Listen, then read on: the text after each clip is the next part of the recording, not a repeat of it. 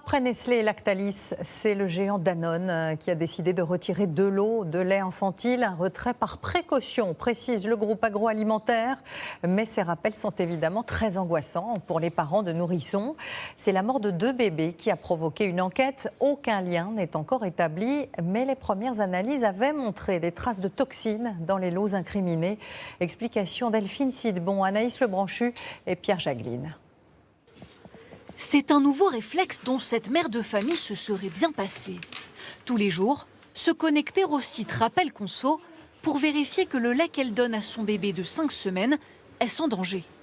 Je regarde tout le temps la liste pour si ça ne rallonge pas, on n'a plus confiance. On ne devrait pas aujourd'hui à devoir se méfier des laits infantiles pour nos enfants.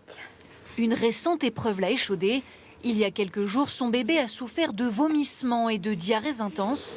Pour elle, c'est certain, c'est à cause de ce lait qu'elle lui a donné. La boîte fait partie d'un lot rappelé par le fabricant. N'importe quelle marque, au final, on restera toujours inquiet. En plus des lots Nestlé et Lactalis déjà rappelés, 2 références Danone viennent de s'ajouter à la liste. Gallia Relais premier âge et Blédilet premier âge. Précision importante, seuls les lots à consommer de préférence avant les 13 et 29 octobre 2026 sont concernés.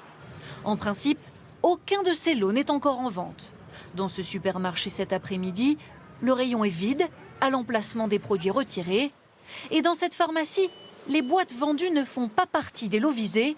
Leur date de péremption le prouve. Nous, les lots que nous avons se périment en 2027.